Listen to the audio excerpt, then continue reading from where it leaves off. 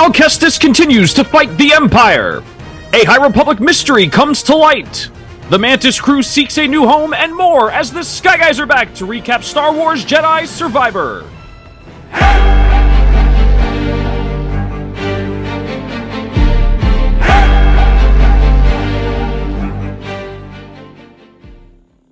All right, we are back here on the Sky Guys talking Star Wars Jedi Survivor. We have most of us on this panel finished the game. I'm one of your hosts, Mike Phillips. Join me today, and as what's your narration every single week, Pete Consadori is here. Pete, how are you? Doing well. Phenomenal game. I'm excited that I was able to finish it in time. I'm excited to talk to a couple of you, at least, about the story. Yeah. Also with us here today, the High Republic droid who sent us on this wild adventure, Nick Fraietta, is here. Nick, how are you? Nick, his sound is not coming through. It's not good.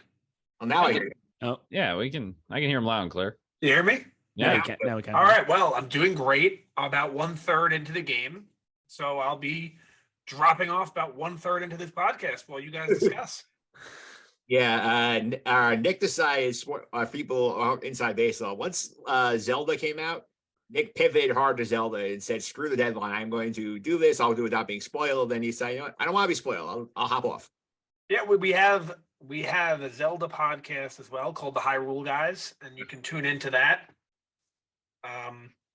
So I'll send the link. Nick? Yeah, it's me and Nick Recovery Room here, and we're looking for a third member. I was say, is that real? Because yeah, let's do it. Jeez, I thought we were good enough, man.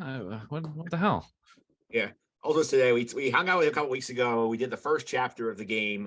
Recovery Room, Nick D'Alessio is here. Nick, how are you?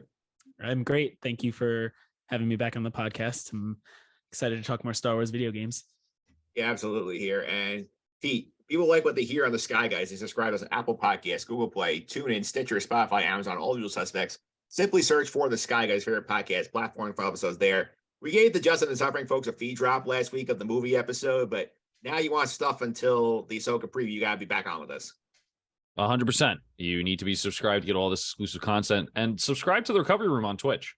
All right. Long supporter and collaborator of the Sky Guys group here. So definitely give him a follow as well. Yep. Nick, people that follow us on social media aren't going to do that. His audio is cutting out again. I don't know why, but. So Mike, just a little background for everyone. I hear him perfectly fine. I don't know if that's something going on with your feed or not, Mike. His Recovery Room, Nick, did you hear him? No, I didn't hear him either. Now I got you again. Well, I'm not sure what to do then. Well, you can tell us again about. Yeah, say it now real quick. Yeah. All right. Well, it's at Sky Guys Podcast. It's on Twitter, it's on Instagram, and now on TikTok. Yep, we now have a TikTok. So, Recovery Room, Nick, if you are on TikTok, you should follow Sky Guys Podcast on TikTok. I'm not, but I will. I might do that just to follow you guys on TikTok.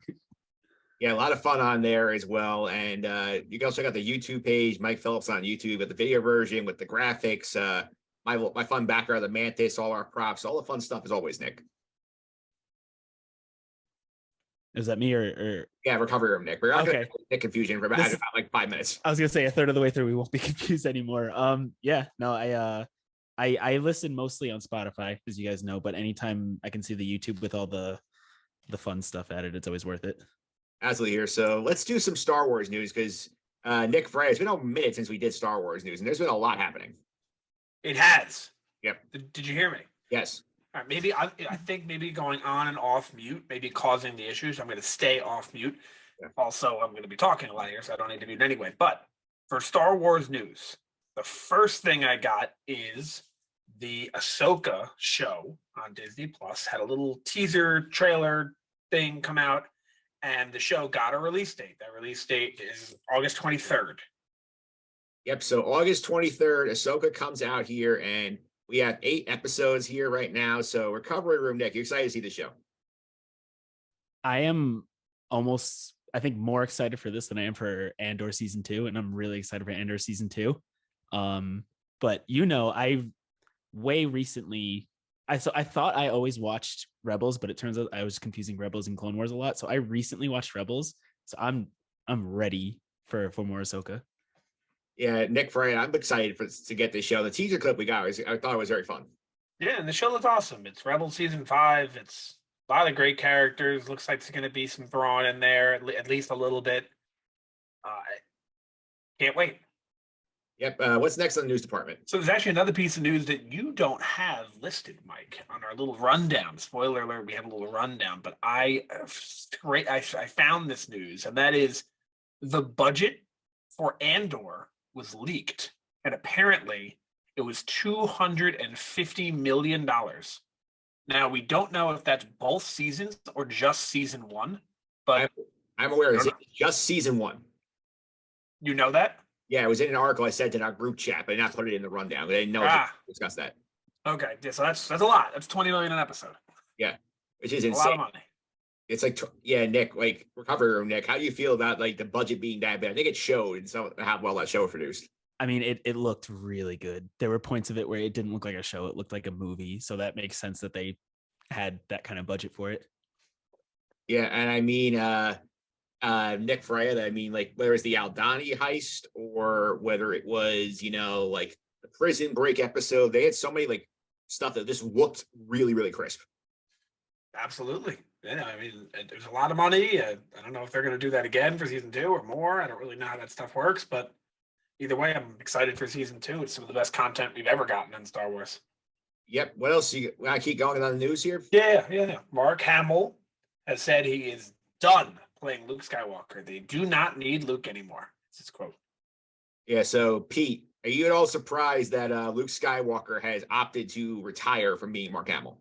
Mark Hamill's retired from being Luke Skywalker. I like it the other way around. I feel like he should just be Luke Skywalker. I think after the sequel trilogy, I think he had some choice words about it. And I saw him in like the promotion for Jedi Survivor 2. He wasn't playing the character, but obviously Mark Hamill's Mark Hamill.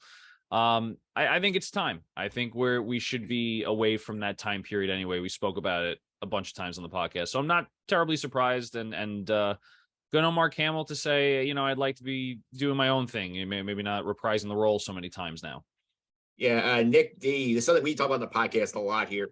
Like, if they want to use the character, can we just recast him with a younger actor? I'm sure Mark Hamill will not be offended. I mean, if you're going through all that technology to change his face and to do all that stuff anyway, then like, why not? Yeah. I mean, it's not like I don't know. There's a lot of Luke that we don't know what he looks like. Like we seen him in his like 20s, and then we see him, in the sequel trilogy. There's a lot of time like he could look a little different. It's not like it's gonna. I don't think fans will be upset where they're like, wait a second, that's not Mark Hamill. Not my Star Wars, Nick. Yeah.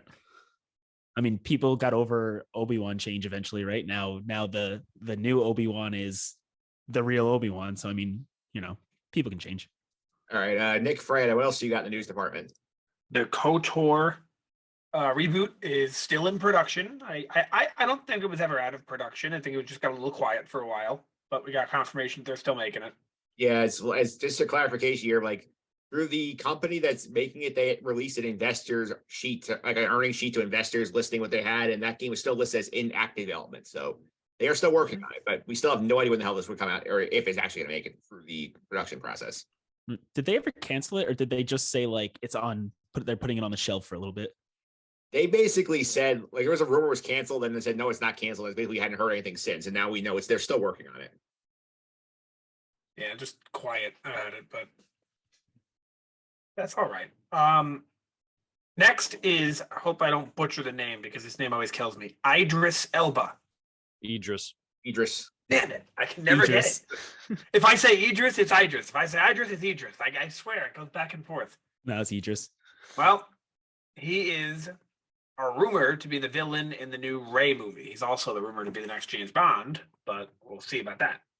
I mean, we saw him in the Suicide Squad. Pete, we've seen him as Knuckles in Sonic the Hedgehog too. So I mean, like, he's a lot of range for Idris Elba. I like Idris Elba. I think he would be a phenomenal villain in Star Wars. He'd be a phenomenal protagonist in Star Wars. So I like the casting. I hope the writing is good enough to back up his character, though. I hope he doesn't kind of fall into the Star Wars trap as of late when it comes to the storyline and writing for characters. Yeah, that's for sure here. Nick, couple more news items for you.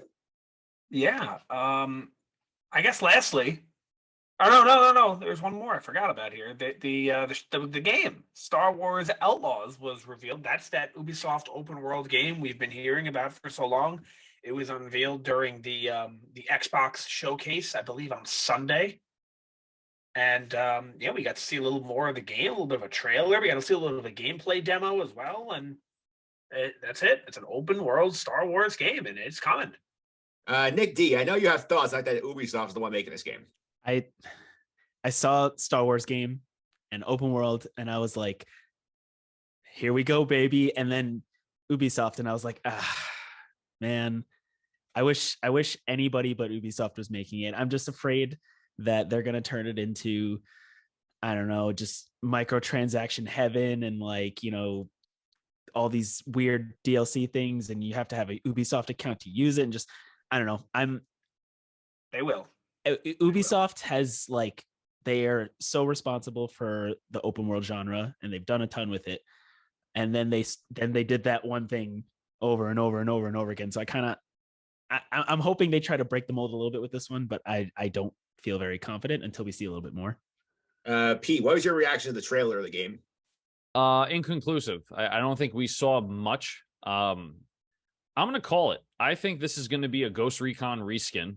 It's gonna be Ghost Recon Wildlands, just reskin to Star Wars. I agree with Recovery Room Nick that this is going to be microtransaction heaven when it comes to cosmetics, and they probably will add a battle royale to it, because God forbid any game doesn't have a battle royale. And it'll come out broken. So those are my hot takes. That's what I'm thinking is going to happen. But really excited for Assassin's Creed. Speaking of Ubisoft, not Star Wars, just threw it out there. But anyway, Yeah, I remember a time when all of these games that they made were so high on the list. Like, everyone loved Assassin's Creed, Far Cry. Everyone loved all the Tom Clancy games, Watch Dogs, and now they're just like the enemy. So it shows what they've done to their games. Yeah, that's for sure here. I will also point out that the casual audience seems to be not thrilled that we have a female protagonist in this game. Is that a thing? I haven't seen that. People are not happy about that? Nick D, I'm sure you've seen that. Yeah, but like, I don't know. Who cares? You know, like yeah, there can be a good female lead character in a Star Wars property, and people can just be okay with that, you know. It does seem like there is a push that everything seems to be a female lead nowadays, but I don't care. If they're good, who cares? I don't care what they are. If they're good, if they're bad, I don't mind at all. You know, there's a certain demographic we're not getting into that seems to be very upset whenever we have female-led. We're not going to go down that rabbit hole. So, Nick, you want to wrap up the news section here? Yep. Lastly, is due to this writer's strike that we've all been talking about so much, those movies that were supposed to be December 25, 26, and 27, the second two are still going to be December 26 and 27, but the first one is now going to be May 22nd of 2026. So pushed back about 5 months there. I'm just going to say it now. I've said it before. These are not going to be the dates they come out. I am fairly confident. If I had to take a guess, so you can put it on record, the first will come December 26, then there'll be one December 27, and then the later one will be December 28.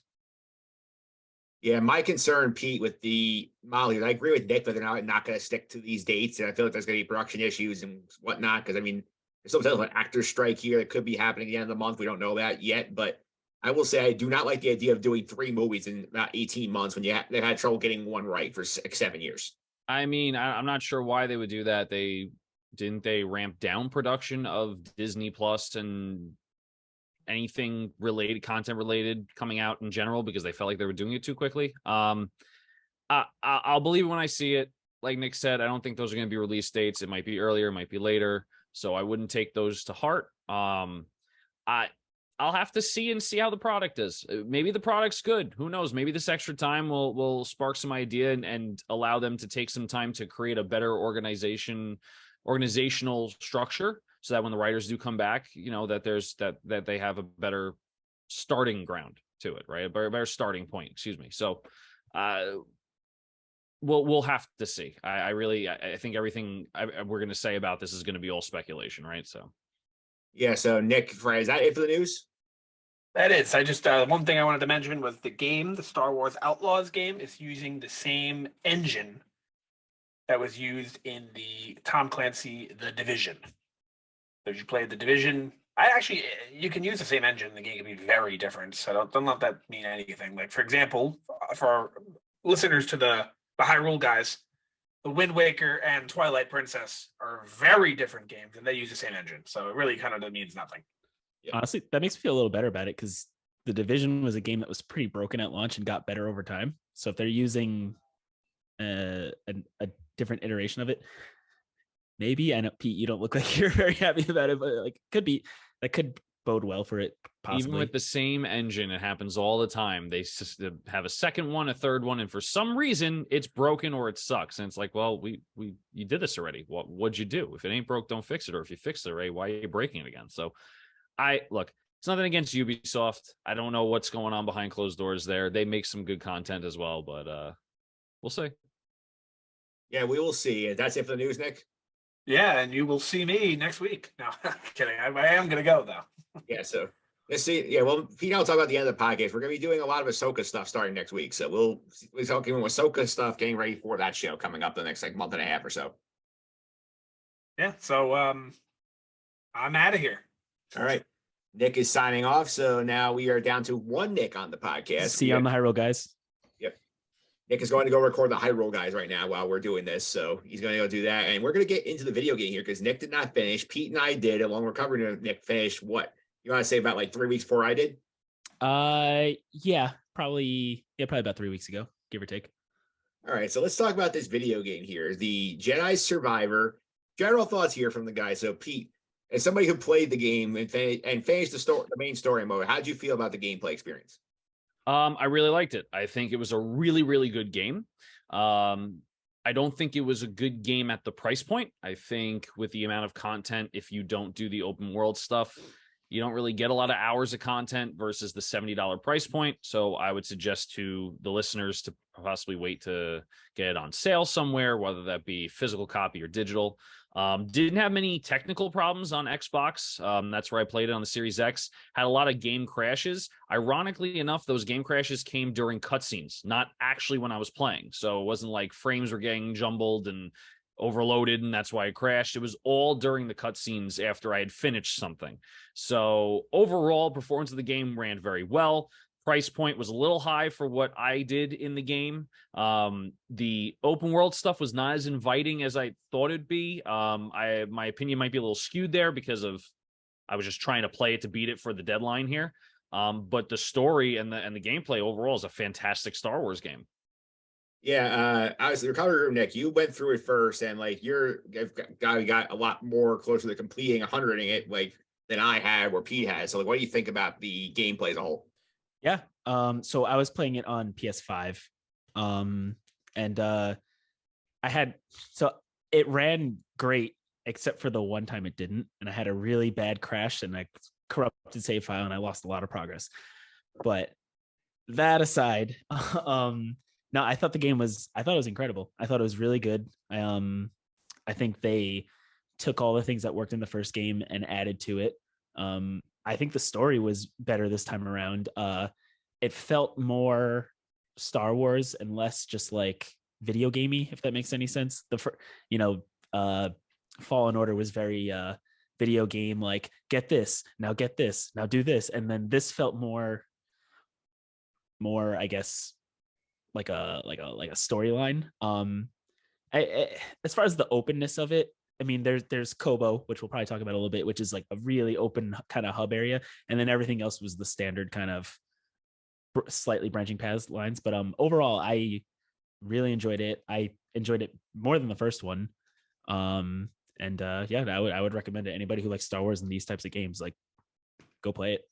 Yeah, I think in terms of like Kobo, Jedda's pretty big also, Nick, I'll say. Jeddah, you can do a lot if you want to. Yeah, that's true. You can, once the second time around, the first time around, you're kind of stuck, but then second time around, you can really explore around. Yeah, because the first time around, the sprite is trying to kill you every time you step on the ground. So yeah, I did like that. And I do think if you go back to the Knights of the Republic deal with like the NPCs and like following off the side quests, a lot of that fun stuff is in here. I do think like in terms of like this, we're talking about the Coder reboot earlier in the show. I feel like if you are taking sort of the idea here, I think like the Jedi Survivor model would work with the KOTOR reboot if you use the fight mechanics from that with the sort of open worldness that they had. I don't think the KOTOR battle system ages well. You know, So I think this battle system would be a better fit with the storyline. Yeah, you would have to adapt it into similar to this, maybe a little bit more actiony, but yeah, this similar to this. All right, so we went through chapter 1 the last time we were here. So we'll pick up the storyline here so Pete, we get to Kobo next, and we spent a lot of time on Kobo, our favorite planet in this game. So did you enjoy your time on Kobo? I did. It was limited. Like I said, the open world in Kobo didn't grab my attention really that much. Getting the fish for the aquarium in the saloon, or I don't know. Kobo was good for when we had missions on Kobo for me. Again, I may not have been as open-minded to it because I was trying to meet a deadline just by playing the story and kind of immersing myself in that story. I didn't feel the need like I need to do anything outside the main story, because it's not like it had like gear levels or anything like that to get the next story mission, you should be a certain gear level. So it's a little easier. So you kind of grind a little bit. Kobo's cool. It's a cool planet. I like it for the main missions. And that was pretty much it for me. So you're not a guy who's going back to Pyloons every time and talking to the people who are hanging out there. No, it's a waste of time for me. I mean, look, there's a market for it. I like open world games. Assassin's Creed Valhalla, open world game, RPG style. I did every side mission I could. I tried my best to do everything in that game. Even if I didn't have a deadline for this game, I just felt like there was nothing that I got in return by doing a side mission or a rumor. It just felt like not a waste of time to me, but it was almost guided open world, right? You were on so many different planets. You had to go to so many different planets. It just didn't appeal to me. And I'm not against open world games. I like open world games with that side mission stuff. So to me, the game kind of fell short on that front. Nick, what do you feel about the side missions? I feel like every time I would go into new conversation, go talk to everybody. Like we get the storylines out, like all the NPCs, like or Grok, R.I.P. Grok. So all that fun stuff. So I mean, I did think like opening up the rumors is fun, and like I had stuff like in mind. Like after I finished the main story, I'm going back trying to close up some of these rumors, see what's going on with these things. Yeah, so I mean, that's like that appeals to me. Like I want that. I want to, like a Mass Effect. Like every time you go back to the ship, I want to talk to every single person and hear what they've been up to. I think Pete, I think you need to apologize to Turgle, because Turgle is the the best character, the best NPC in any Star Wars game ever. So, also Scuba Stev. As soon as it was like Scuba Stev and he catches fish, I'm like, is that like Scuba Steve? Is that a joke? Is that what, I like Kobo for that reason, because the first time I went through Kobo, I did the thing that I always do, and I'm like, I'm gonna go everywhere else except for where the game wants me to go. And eventually you hit areas, like I gotta come back here later. But so I kind of did that first. So then every time I returned, it was streamlined. I was like, here's a rumor here. I'm gonna talk to these people, see what they gotta say, buy a few things, and then on the way. And I liked that rhythm of it. Yeah, so some of the things that Cal finds on Kobo, because like he meets up with Grease at his saloon. Grease says, it's your secret tunnel by saloon you can explore. And he goes and finds this droid ZP, who is from the High Republic era, which I know this has been a project Star Wars is doing in terms of multimedia, whether it's like comic books, graphic novels. I know that the kids show with Yoda teaching younglings is in that era, but were you surprised to run into High Republic stuff in this game? I was not surprised based on the storyline that we were getting. I think it's cool. I'm glad that we're doing something other than, R2D2 rolling in, like it's a new droid. It's from the High Republic. So I thought it was cool. I wouldn't say I was super shocked or super surprised, but it was definitely a nice element to add to the game. Nick, were you familiar with the High Republic stuff before you ran into the droid? Somewhat. I mean, I'm familiar with I don't know what's canon anymore or not. Like I guess KOTOR and some extended legend stuff now, like a little bit. But no, before running to droid, I was actually, you're saying, at least it wasn't something that gets rehashed. I was actually so excited when you saw the first battle droid. I was like, what? They're in this? And then the first one you force push off of a ledge and he's like, no, I was like, oh man, they got the voice acting in it too. Like I was super stoked about that. Yeah, that was great. We do find out when we sent him on a mission here. We run into this group, Nick, the Bedlam Raiders, who basically are your like enemy force on Kobo. They have repurposed those battle droids to serve them, and I think like honestly, they are the most annoying grunts I've learned into any video games. Like 16 versions of them. They get stronger as you go, and like I was playing on the Jedi Padawan level, was I think like the lowest level is, but that's not story mode, and like they were still kicking my ass a lot of the time. That's also the introduction to Ravis. Yep. Is with the Bedlam Raiders. He's rolling with them. Yeah. So Pete, what do you think about Ravis here, who is the leader of the Bedlam Raiders? I think he's pretty cool. Kind of gave me Halo vibes, almost like the Arbiter a little bit. Obviously, totally different, but like it gave me those vibes. Yeah, it was super cool villain, if you will. We'll talk about his little twist at the end there. But I enjoyed it. I think it was good. Yeah, Nick, I think on the internet people call him Star Wars Thanos. Yeah, because he kind of looked like a Star Wars Thanos. I looked into it a little bit because he's a race called a Jedi, a Gendai. I think it's Gendai. Gendai. Nick's not here, so I have to take over as the and apparently like their whole deal is like later on, I mean, it's Star Wars, so obviously limbs get cut off. He has the ability to regenerate his tissue, and the reason he wears that crazy heavy armor is because it literally contains like their body and gives them upgrades. But yeah, he definitely felt. I thought the same thing, Pete. I was like, is this like a Halo 4 villain or something? Like, but he kind of. I like Ravis as the villain, one of the villains. I don't. For some reason, I just never saw him rolling with the Raiders. Like it kind of felt like two completely different, which I mean, there's a reason why, I suppose, but I didn't really see the two of them mixing well. Yeah, that's for sure. We also get a lot here. We see that one of the missions that like Z sends Cal on, like, oh, like I was delivering this disc for my master. Can you take care of it for me? So like he goes, he's exploring Kobo, he finds these High Republic ruins, and we find a Jedi in a back to tank. And he's been there apparently for a very long time. And Pete, did you think it was a good idea from Cal? It's like, oh, I'll just open the back to tank, let this guy with one arm out and see what's up. I knew something was coming. Back to tanks is a sore subject for me after Book of Boba Fett. But it's a great way to introduce a character that is whatever 1,000 years old or whatever the case may be. It's a way to do it. Not a great idea to do it, but it's a video game, so we need some sort of conflict. So not surprised. Super cool way to do it. Yeah, so Nick, the theory is he finds this Jedi in the back of the tank. He's like, oh, I need help to beat the Empire. Let me get this guy to help me. And then he thaws out this guy named Dakin Gera who has one arm, and then that Gera basically has gone insane, and we see him basically bleed his kyber crystal alive, and you see he's a dark Jedi immediately, and you're like, uh-oh, what did I just do? Yeah, that was cool, because I think I'm not sure, Nick's not here, so I don't know if you guys can correct me if I'm wrong. I don't think we've ever seen a kyber crystal get turned, like bled like that, because like that's how it turns red, but I don't know if we've ever seen it happen. I don't think so.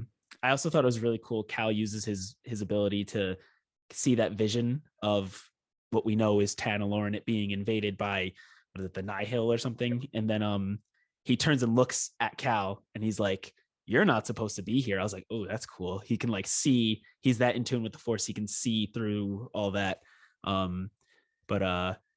Yeah, as soon as he gets let out and he's like, what happened? Like the Jedi Council fell, blah, blah, blah. You could just tell he was going to be like, yeah, I'm not going to side with you. I'm going to be the enemy now. You kind of just knew that was coming. Yeah, Pete, we run the Dagon a few times in this game as sort of like, he's sort of like our figurehead villain. We don't find out the real villain until the end of the game. He's so like, what did you feel about like dealing with Dagon in terms of like what was it like to fight him?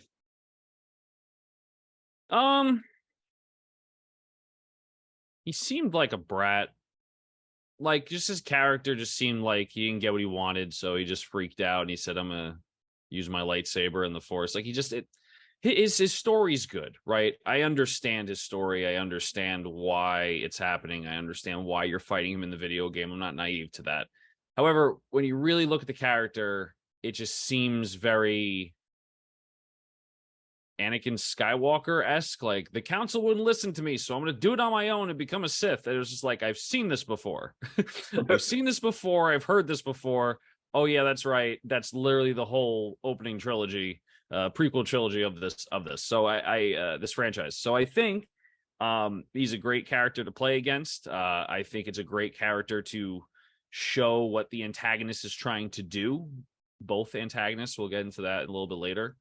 And he was good. Again, it seemed a little bit refreshed from what we've known, but I was okay with it. Yeah, and we do find out from him, Nick, that like he has found the secret planet called Tanalorr, which is apparently it's in like another part of the galaxy. It's like almost impossible to reach by standard means. And Cal immediately has his thought in mind, it's like, oh, we can hide from the Empire here, and we can, get people be safe here, and the Empire can't reach us on this planet. We can sort of fix the Jedi Order, do all the fun things on Tanalorr. So the main thrust of the game's point becomes, let's find a way to get to Tanalorr any way possible. Yeah, let's find a way to get to Tanalorr any way possible, and let's also stop this guy from getting to Tanalorr first, because if he gets a hold of it first, there is a Jedi temple there, so who knows what he could possibly awaken there. And if we find out also that Ravis is working for him, because after you fight him, Ravis comes and scoops him up, and he's like, "Come on." And Dagon's like, my friend Ravis. So you're like, okay, there's a history there too. So you don't want that guy building an army there as well. So yeah, and then there's a set in motion here. Interesting point here, Nick, because we talked about when we started the game here that like Cal is the man in BD, but the rest of the crew is not there. So you want to kind of catch up what everybody's been doing in between the two games? Yeah, so I guess they don't really explain how the group broke up, but it's kind of implied as you're going through. Because obviously we meet Grease. He's running the Pyloon Saloon. He's on Kobo. The next plot point is we're going to go to Seer because she is on Jeddah with somebody from the last game who we didn't know was alive, but turns out they are. Yeah. I'm saying spoiler alert as if this isn't a podcast that we're talking about the events of the game. So Seer is there kind of rebuilding the Jedi archives. She's also, which is actually a cool reveal, Sears has a heavy role in the Path, which got introduced during Obi-Wan. So that's cool that there's that connection there. And then Merrin wanted to travel the world and find herself, and she's kind of grown into a stronger version of herself, and she's also on Jeddah at that point too. And that's kind of where everybody reconnects. Yeah, Pete, they don't give us the clear black and white explanation of like what happened with that crew, but the sense we get here is that Cal basically was like grinding his head against the wall. It's like, I gotta fight the Empire, I gotta fight the Empire, I gotta fight the Empire. And they said, like, we don't all have to go along with this. We're gonna do our own thing. So that's sort of the reason, like, okay, we'll give you the ship and Petey will stay with you, but like we don't have to be along for like the suicide mission. Yeah, and I think it's the way they do it is perfect. We were talking off the podcast. There's a book that apparently explains the events between the two games. So if we want to recommend that book to the listeners, you have the title. But before you do that, I think they did it right. I don't think we need to have a full-blown explanation about where everyone was. There was regular time between the games. 5 years. Yeah. So, well, I'm talking about did they also take 5 years to release each game in our time, not canonically? Yeah, I think Lily was thinking 2018 and 2023. So Lily's right. Right. But it's also 5 years in the game as well. It just worked out that way, correct? Yeah, I did. Because in the game, I think we're basically right around where Kenobi happens. Okay. So canonically and also in our lifetime, it's 5 year difference. We're supposed to be Cal. We don't know what they were doing while we weren't around. So I think it's organic, and I think they did a nice job at making it known, hey, we weren't together, but we're back, and we'll give you little snippets about it before we get into the game. Yeah, and we obviously Grease, he's hanging out in his saloon. We recruit him really quick, Nick. He's back with us. He's flying the ship the rest of the game. But we get to Jeddah. Merrin finds us brings us to Sears. So a fun surprise here that Master Cordova, who was a hologram in the first game, he's still a real person. He's hanging out helping Seer rebuild the Jedi archives. Yeah, and I saw him, and as soon as he's on the screen, I'm like, oh yeah, that's right. No one ever said he was dead, right? Right? He like left all these like cryptic like puzzles for us in the first game, and I guess it's kind of, you would assume that he's dead, but you walk into the room, and Beatty starts going crazy like a little puppy dog, and you're like, what's going on? And he runs right up to Cordova, and I'm like, oh, okay, yeah, he's alive. Yeah. That makes, I guess so, right? Like, why not? Also, I guess something that we missed out a little bit in that 5-year gap.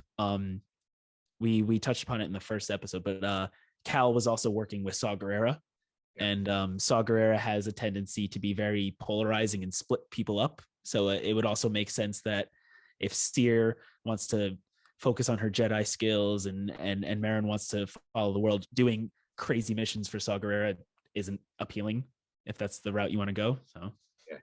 And P, I do think in terms of like canon to the shows right now and the live action stuff, the reveal that Seer and Cordova are with the Path and helping to rescue the Jedi, like the Jedi who survived Order 66, I think that's a lot of fun. I do think they thread that needle very nicely in the game. They did. It's in the same time frame. It makes sense. And it kind of makes me wonder if we're going to see them in live action Star Wars at some point, if they continue to do that time period, if there's an Obi-Wan 2 or something like that. Well, we may not see them concerning the end of the game, but like we could see the Path more. Yeah, well, we could figure it out. Yeah.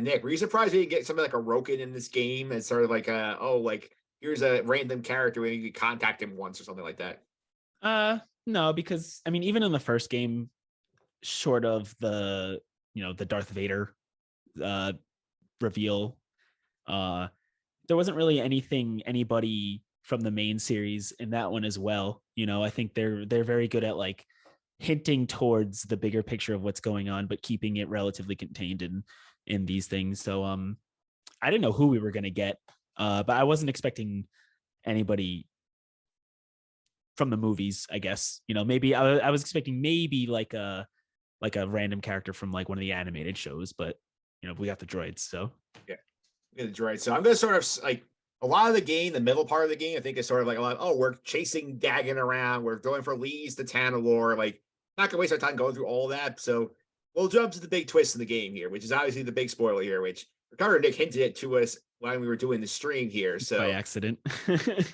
So P, I'll guess you when you get to this far. Like when we beat Dagon on like the third time, we finally kill him and we get this thing. Did you sort of think the game was over at that point? No, it was too early. I knew something was happening, and I also knew that this particular character had something going on. Yeah, so anyway, we get back to Jeddah. We go to Seer and Cordova, and basically Cal said, great, we can go to Tanalorr. We'll bring the Path there. Everybody's safe.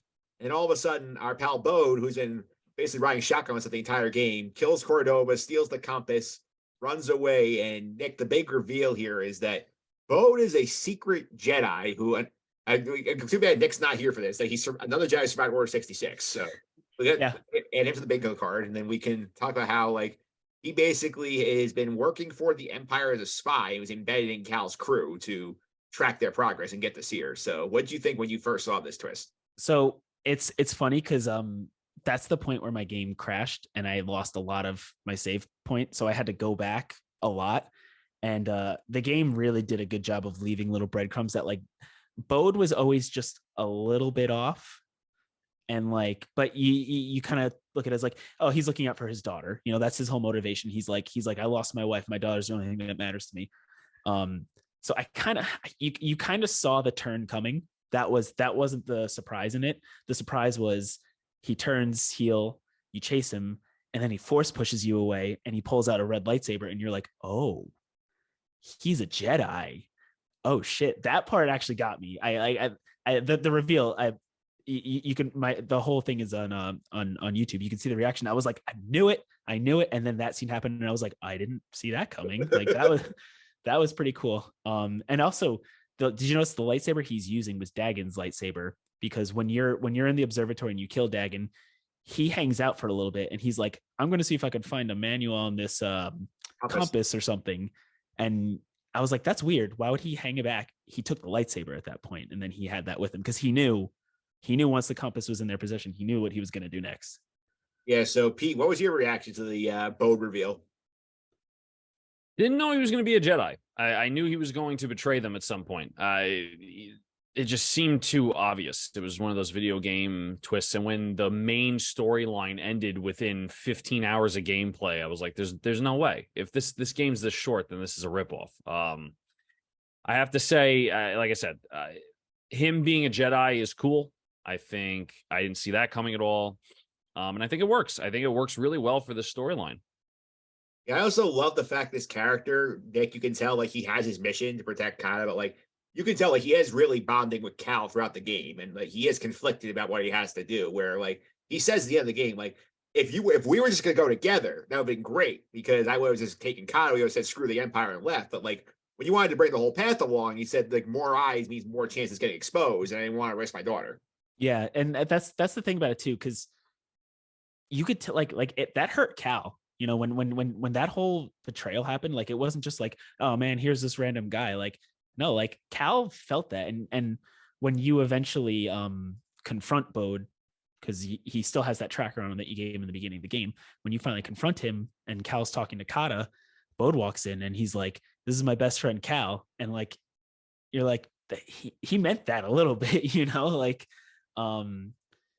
yeah, it's well, a thing that I think this game did really well, and now that we're kind of just like breezing through it, I really like how there was basically three villains in this game. There was you had Dagon, you had Bode, and you had Ravis. So all three of them kind of had their own reasons why they turned to the dark side, and it just shows how easy it is to turn to the dark side. You know, Dagon had his I feel betrayed and my pride is hurt. I'm going to take out everything. Ravis had his oath that he's like, you know, Dagon bested him, so he's going to work for him. But Bode had the thing you're not supposed to do as a Jedi. You're not supposed to form attachments, and he had an attachment with his daughter and his wife, and that led to him having to work for the Empire to save them while he was being used. And I thought they did that really well. He did do it really well. There's a lot of fallout from this situation here because basically Bode contacts the Empire and says, "Hey, come to Jeddah. Seer's here. We're gonna go here." And Pete, like, how do you think about the fake out here when you fight Bode the first time? You clearly not supposed to win. You get knocked out. You have the respawn. Oh, I get to do this again. And then you wake up. You're playing as Seer. Yeah, and then freaking Darth Vader comes out of nowhere. I thought that was cool. Playing as Seer was really cool. I know there's history between Seer and Darth Vader, but did you guys see that coming in this game at all? Not really. I felt a little convenient to me. Like, oh, we did the Darth Vader fight the first game. Let's do it again. Well, I can look. They're trying to build up the Jedi records, right? Trying to rebuild that. So I can understand someone trying to do that. Like, but like it just seemed very, lack of pun, I don't want to be like that, like forced. Like, it's like, let's just throw Darth Vader in and finish this, and he's gonna go ahead and kill Seer. And like that part it's an epic fight. It's an epic and emotional and impactful scene. It just didn't seem like it fit. It's cool. It's super cool. Loved it. But it's just like, why is he here? We have three other enemies. Like, why Darth Vader again? You know? I think we had to get to the point, though, Nick. I feel my theory of this is like they decided early in the process of writing the story of the game, we're going to kill Seer off here. So like Cal has to sort of do this on his own the rest of the way. And I do think they're like, we don't have anyone established here who can really compete with Seer besides Vader. So we're going to just have Bode call the Empire and he shows up. Yeah, I mean the Vader reveal in the first one was like, that was insane because unless you saw the trailers, if you saw the trailers for Jedi Fallen Order, they kind of leaked that Darth Vader was going to be in it, which I thought was a terrible move. But I didn't see the trailers, so once Vader shows up, you're like, uh-oh, like this is bad, and like you try to fight him and he wipes the floor with you. So because we had that already in this one, it kind of just felt like, and here's Darth Vader. All right, we're going to fight him now because like who else are we supposed to fight? You know, I feel like you could have had the same impact with Seer. I mean, you had all these, the Empire was marching on Jedi. You could have had her do her force shield to let the Mantis escape and her sacrifice herself that way. You know, you could have done a lot of different ways. I think throwing Vader in there just kind of felt like it was one of the few times this game felt a little too fan servicey. It's like, and here's the Darth Vader battle now. Here you go. You know. Yeah, Pete, would you have felt better if it was like the Grand Inquisitor show up instead and he was the one doing this fight? I would have felt better if it was an Inquisitor. Yeah. At least there's Inquisitor in this game. At least we understand the Inquisitors. We understand they're still around. We understand that they are a part of the game. I am happy that Vader ultimately is the winner because he's supposed to be portrayed as this all-powerful evil dude, right? Not by much, though. He didn't Not by win. much. Yeah. Not by much, but at least they still did that. And that just shows how powerful Seer is, right? So yeah, fan servicey. It could have been Inquisitor. It could have been honestly, I don't know. Could have been what's his name? It could have been Bode. Just throw another fight scene in with him. I mean, they had other options, I think. I don't think they needed Darth Vader. Super cool. Super cool. Just don't think he needed it. Yeah, Nick, correct me if I'm wrong. Vader was the last boss of the first game, correct? Yeah, because you fight what's her name? The second sister. I forget her name. Yeah, Trillis. Yeah, you fight Trilla and then you beat her, and then Vader comes in. And the cool thing about that was in that moment, Cal has no idea who Vader is because why would Cal know that? So he's like, who's that guy? And Seer's like, no, we gotta go. And I'm pretty sure he's the final boss in that. Yeah. So to bring Vader in and have him not be the final boss. Felt weird. Like, is there a rivalry between him and Seer? Like, you know what I mean? Like, was that a thing? If it was, I didn't know. Maybe Vader has pride where he says, "Oh, like she kicked my ass the last time. I got to finish out myself here." That actually would track. I mean, that would be a thing Anakin would probably, because at the early stages of Vader, this is still those early stages because this is the Obi-Wan time frame. And I mean, you saw how he reacts when he sees Obi-Wan. He makes mistakes because he's still a lot of Anakin at that point. So I guess it would make sense. He's like, that's the girl that dropped an entire friggin' building on me. Like, I'm going to get her and also take out those Jedi archives at the same times. I guess in that context, it makes sense. There was no lead up to it though. He just the door opens and it's like, it's me guys, Darth Vader, like applause, like. Yeah, can you just imagine wherever Vader's sitting on Mustafar, he's at his desk, like reading briefings, he gets the Seer Juna notification, like, oh guys, time to go. I'm out. Yeah, if you're gonna put Vader in, they should have put a little bit of something else in it. Show a cutscene where make the reveal that Bode's working for the bad guys by him going to Darth Vader and saying to Vader, hey, this is where they're at, and then Vader go. That would make more sense to me than him just popping in. No problem. It's not like shock value this time. The shock, look, there's no more shock value to Darth Vader. The only time there was shock value to Darth Vader was if you were watching the original trilogy in the movies and you found out that Vader was Luke's father. Everything else, Vader is this big bad guy trying to kill everyone. Like, you could have had shock factor in the game if Bode went up to Vader and said, hey, they're here.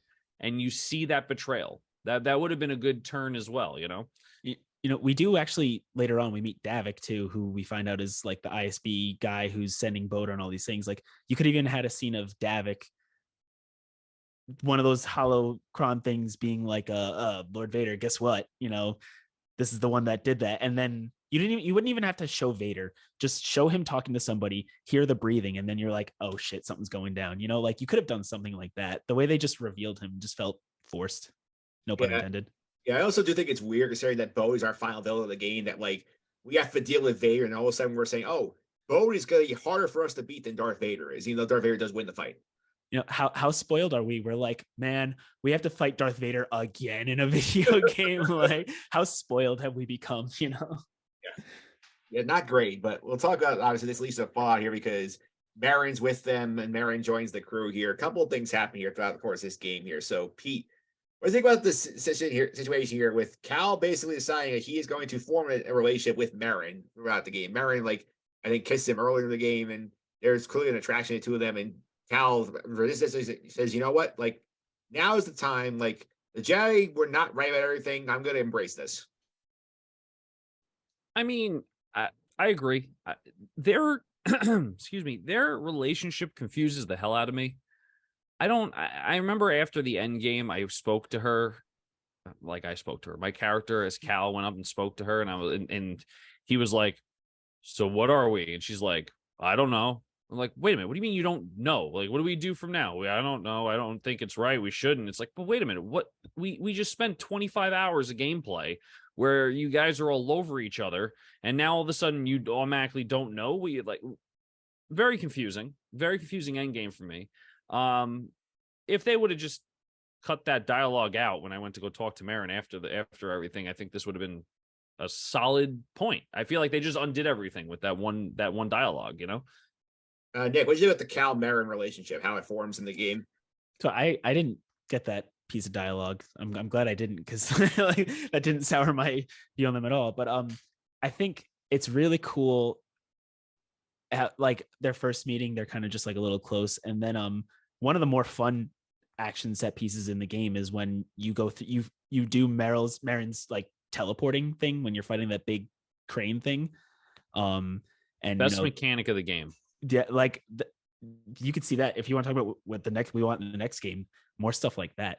But they have the embrace, and he's like, "Was that for luck?" And she was like, "No, I just wanted to do that." So like, but I think the biggest thing that Merrin contributes to as far as this relationship, which I think the game handles really well, is as you're playing the game and as Cal is seeing more and more of Dagon's visions, Cal's seeing a lot of himself in that, because he's like, we could use, but like, Dagon's kind of right though. We could turn Tanalorr into this whole thing, and Cal, there's hints of him pushing back the dark side, and which we're gonna get to. It comes to a head at some point.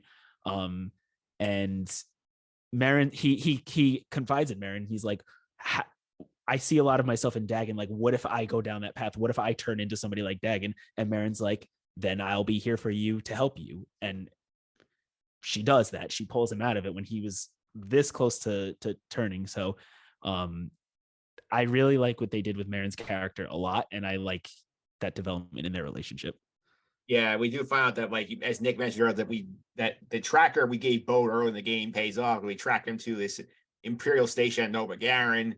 We had this confrontation with the ISB who are there, and all these stormtroopers and stuff. And then we get the real, I think you mentioned the Merrin mechanic being really cool. In terms of cool game mechanic, the Cal embracing the dark side mechanic, where like you phrase the game was like time to slow down, basically when you push both the left and right 3 buttons in the PS5 version. But now you get to the end game, and all of a sudden you can, stop time, and like you become like a raging force monster. You just like murder everyone you see here. Like seeing like Cal embrace that darkness in him, Pete, was also very interesting story wise.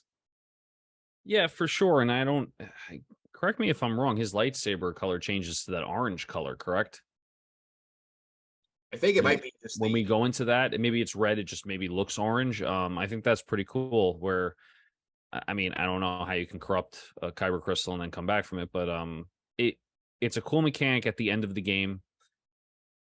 It makes the end of the game easier because it's like one shot, one kill. At least it was for me, because I was playing on the easiest mode. I don't know how it was for you guys that were playing on regular modes that one plays on, but I think it was pretty cool. I think they should have fleshed it out a little more. I mean, the gameplay time was not that long when you just do the regular main story.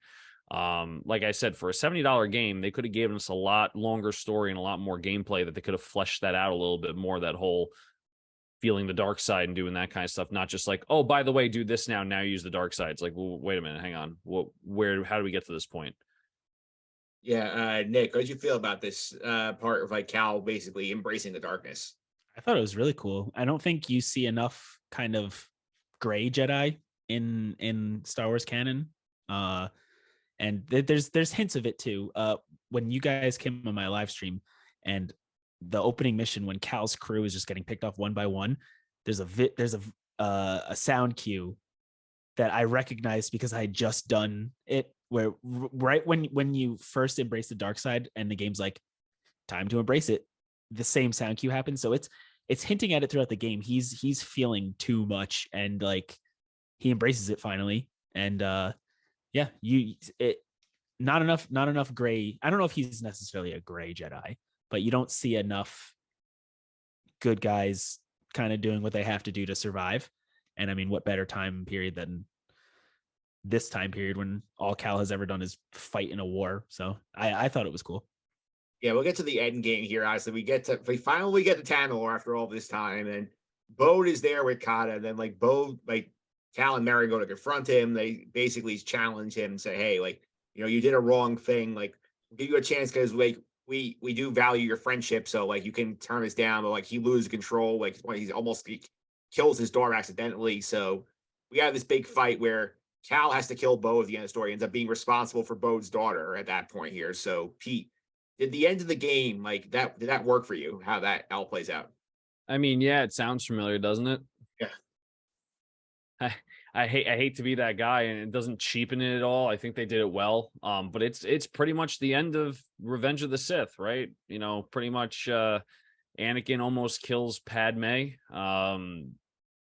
Anakin does kill Padme if you want to go down that rabbit hole about what it means and all that kind of stuff. But like someone else has to take care of the kid. It's pretty much that same cookie cutter ending that we saw with Revenge of the Sith. They did it a little bit better, in my opinion. But it was fine. It worked. I think the end game was too quick. I think we should explore Tanalorr a little bit more, maybe get into a Jedi temple before that will happen. But I'm curious to see what you guys think about that. Yeah, Nick, you think Town was a little bit of a wet down? Because I remember when I got this, like, so I was like, oh, it's gonna be such a big place. So say straight line 5 minutes, you're at the boat fight. Yeah, it was kind of like I recently played God of War Ragnarok, and when you get to Tanalorr, it was very like it kind of just felt like I was in God of War for a straight line and then the fight. For how hyped up Tanalorr was going to be, you really don't spend a whole lot of time on it. But I do like the Bode confrontation because Cal tries so hard to he's like, come on, Bode, like just we can do this. And I think Bode says something. He's like, can you guarantee that my daughter's safe if we do this? And Cal can't answer because Cal even knows he can't do that. And then they continue to fight. And then the final piece is Cal ends up killing Bode with the blaster that Bode gave him. So it's kind of just like literally Bode. I'm not sure it's almost like poetic in a way, you know, it's Cal learned a lot from Bode, and Cal only survived in that moment because he fought Bode, you know. Yeah, have we seen this before? Yeah. You know, but it's I'm curious now what you guys think. Like Kata is going to be a kind of a big deal moving forward, it seems like. Does she have some force abilities in her? She's on a planet. Like, what do you guys think? I think we could definitely we'll put a pin in that one, come back to it. I feel like Kata's a big part of whatever the third game ends up being, because we're due for another time jump. I feel like the fact we have like this kid with Cal and Merrin, I think it's gonna be a very important part of the next game. I'll tell you one thing: if they were smart and Ubisoft talked to, what was it, EA that made Survivor? Was it EA? Were they the main dev team? I believe so. If they were smart, they would have said, "Hey, new open world game, main character is Kata." Oh, I mean, that could be cool. Yeah. I mean, not. I don't know. I feel like that would be a nice little correlation. But obviously, they're setting this up for Jedi, you know, still surviving or something. I don't know what the third game's going to be called. Yeah, well, we'll get to the third game. Let's talk about some stuff here from the rest of this game here. In terms of Nick, do you want to talk about the other big camera? We're talking about Darth Vader. I'll talk about the other one because I can't get this one because my game is glitched and I can't activate bounty hunting. Oh, okay, yeah. So if you, Pete, I don't know if you did any of like the bounty hunting side quests. No, yeah. You had a time limit. If you do every single bounty, and then eventually, like most bounty hunters, the oh my god, I'm having a brain fart. What's the Australian aliens? Age. Yeah. So eventually she sets you up because all bounty hunters always turn on somebody, and she sets you up, and then friggin' you hear a jetpack coming down and you're like, wait a second. And friggin' Boba Fett drops in and Boba Fett's there. And not only is it Boba Fett, but it's Boba Fett voiced by Tim Morrison. Yeah, Tim Morrison. And he's there. And then you don't fight Boba Fett. Boba Fett kind of helps you out. And then he's just like, get out of here. And you can stick around and talk to him. And he does like the Boba Fett mannerisms, you know, like pointing with the blaster kind of thing. But I mean, it's cool. You know, you can never get enough Boba Fett these days, right? So yeah, Pete was not like thrilled about the Boba Fett. I thought something was wrong with his mic. He looked like he hit into it. You know? They're gonna cram Boba Fett down our throats because their show didn't go as well as they wanted it to. And I'll leave it at that. Man, how spoiled are we? We're getting too much Darth Vader and too much Boba Fett. I rather Darth Vader. I rather Darth Vader pop out of nowhere in the book of Boba Fett and just cut his head off or something. Just boom and end it like that. But like that was the greatest show ever. I rather that than oh god, whatever. I don't want to go down the rabbit hole. All right, so Nick, let's maybe here also like what's some of the favorite like some of the best like side quests and like random characters run into here like what side quest really got your attention in this game?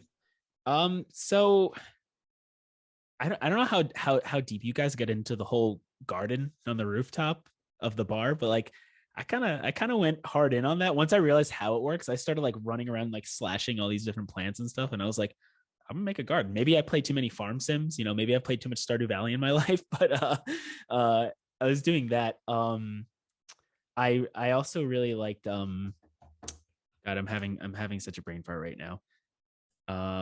I like Scuba Stev. I'm a Scuba Stev fan. I just like the character. I don't even care about the fish and seeing them swimming in the tank. I just like Scuba Stev a lot. Scuba Stev is a wild story. Yeah. Yeah, and Pete making me more popular. He runs with a space whale at some point.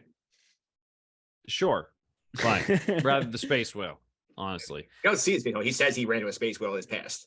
Right. I still rather the space whale. Gotta be honest, didn't know there was a garden. Yeah, it's on the roof of Pyloon Saloon. Didn't know. I like I said, I'm probably skewed here because of the whole trying to get this done within a time. I think I bought the game when Nick beat the game. Like I feel like I was that far off. So I don't know. I don't have a favorite side quest because I didn't do any of them. Well, in your defense, the side quests aren't like, they're not as fruitful as like you said, like an Assassin's Creed or like a Horizon game. They're not like, it's not like side stories. It's more like you're on this planet. There's some rumors, go check it out. That's an excuse to go to this part of the map. And then you come back, so it's not that in depth. It's just more to do. I think the thing I liked in terms of the side quest was like going through those High Republic chambers because there's a lot of like the Zelda shrine energy where you're trying to solve the puzzle, like get everything out of the shrines. That was fun. You got to tell that to Nick. Maybe that'll be what gets him to play because it is very Zelda shrine-like. Yeah. I bought Zelda, didn't play it yet because I knew I had to beat Survivor. That's how dedicated I am. I'm not making no Hyrule Guys podcast. Yeah. And, there should be some copyright infringement here or something, Yeah. In terms of favorite random character we see in the game, in terms of Nick, anybody in Pyloon Saloon grab your attention? I mean, I'm a Turgle fan. I want a Turgle t-shirt. I want a Turgle stuffed animal. Turgle is the best. I think Turgle was the comic relief that I think like Jar Jar was supposed to be, like if you have somebody who knows how to write, I mean, I don't want to stir up some Jar Jar debates, but I love Turgle. Turgle's my man. I'll do anything for Turgle. Yeah, I'll mention in the people in the saloon. I think like the Dana and Grok thing gets pretty dark because I don't know if you've ever talked to either of them in the bar. There's a point like there's like these two treasure hunters or something. All of a sudden, one point Grok's not there. You find out he just gets killed like off screen. You find his body when you're walking the planet later on. That sucks.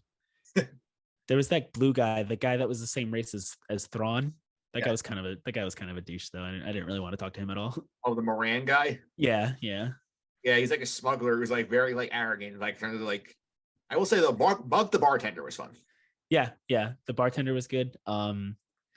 They kind of turned Pyloon Saloon into like a Cheers kind of vibe. Like you walk in there and it's like, oh, here's my good friends. What have you been up to? Yeah, and everyone's like, Cal. Yeah. His neighborhood celebrity.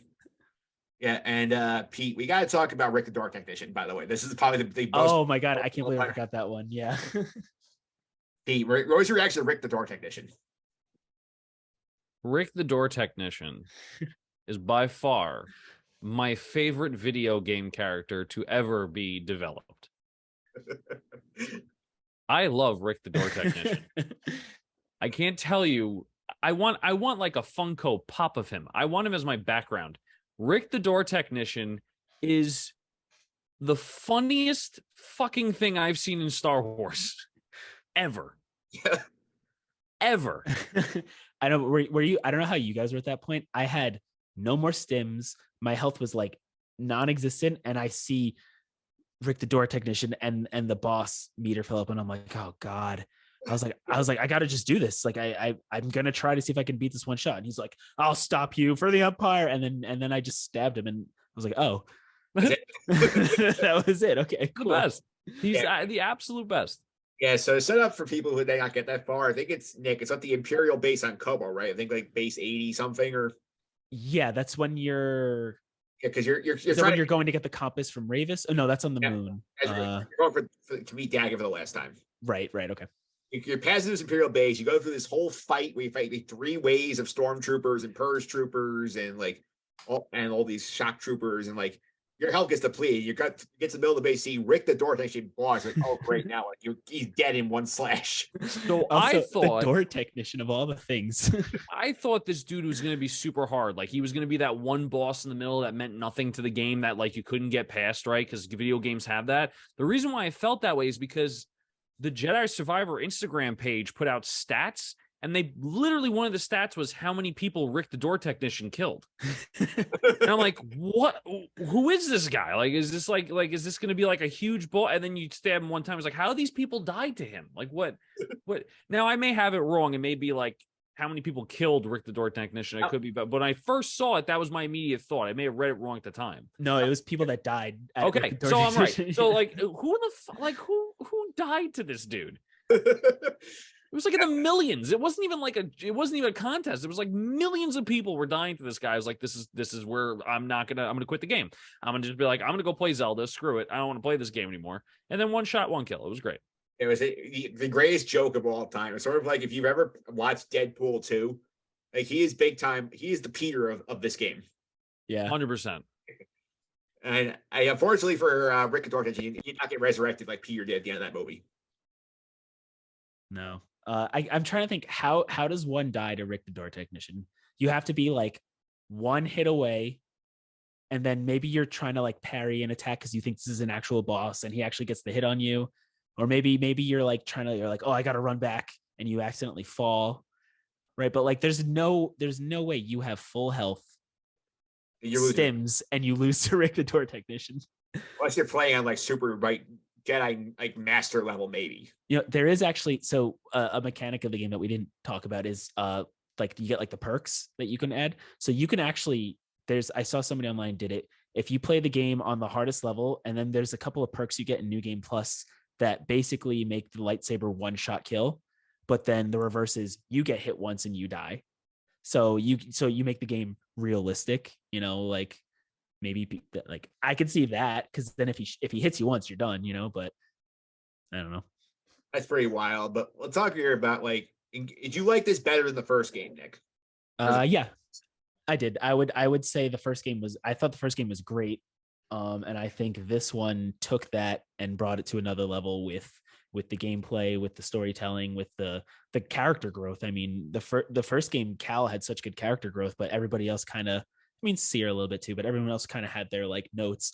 This one felt like it's almost like the whole ensemble cast had their comeuppance, had their moments to shine. And I think this game did that really well.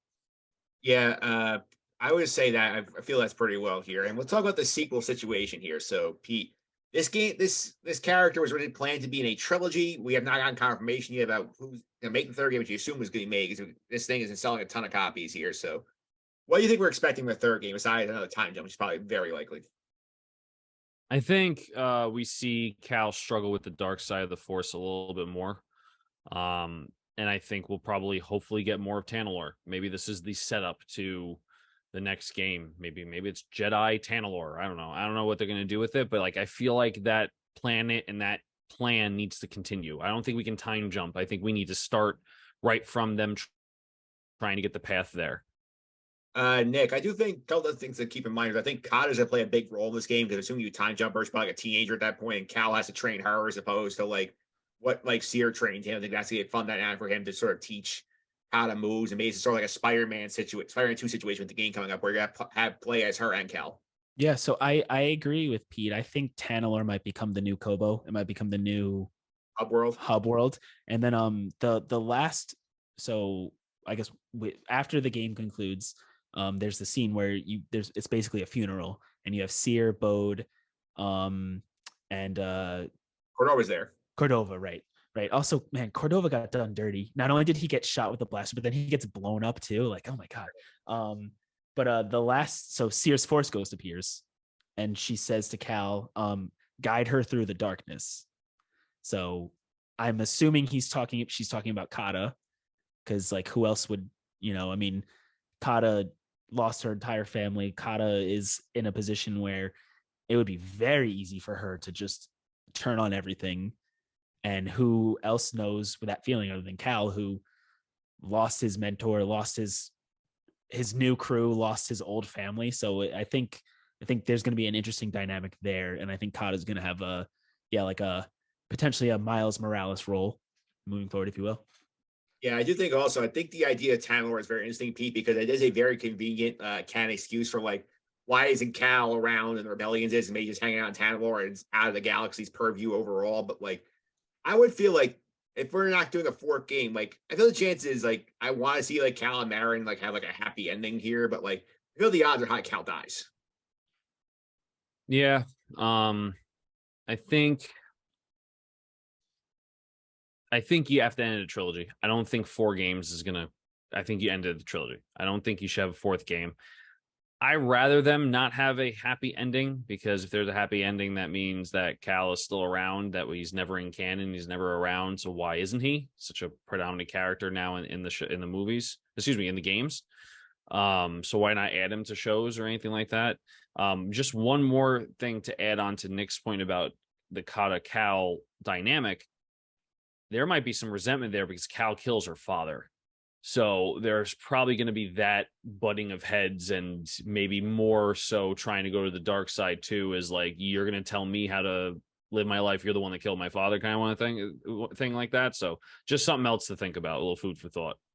Yeah, so I think that's really, I think, about it for the game here. In terms of like the game itself, I think the canon point, in terms of how it impacts the canon of Star Wars here, I think the big thing here is like, I think Tanalorr is a big deal for them in terms of like a plot device. Is like this is a planet that is very hard to access, and like it makes it very easy to like take any character that like, especially or Jedi survive Order 66, and say, oh, the path got them here. That's why we didn't see them in the Clone War. We didn't see them in Rebels or the movies. Like it may some point, oh, people coming back now. The galaxy's quote unquote safer.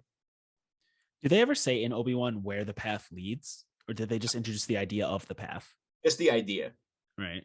So yeah, I mean, that's maybe the path does lead to Tanalorr, Yeah, and it's very easy in terms of like, why are we seeing Cal? Oh, he's on Tanalorr. Like he's over there. Like, we can't get to him because we don't have the compass. It's just if the path leads to Tanalorr, like you have to, because this game is canon and where it takes place, you have to look at what happens in canon and why isn't there an army? Why isn't there anything? Like why isn't there, unless maybe in Ahsoka they'll have something, but like, right, like it almost has to end poorly. It almost has to end, because otherwise why wasn't Cal and this army of outcasts a part of something? Yeah, it almost says like you're saying setting up for the Cal fall of the dark side.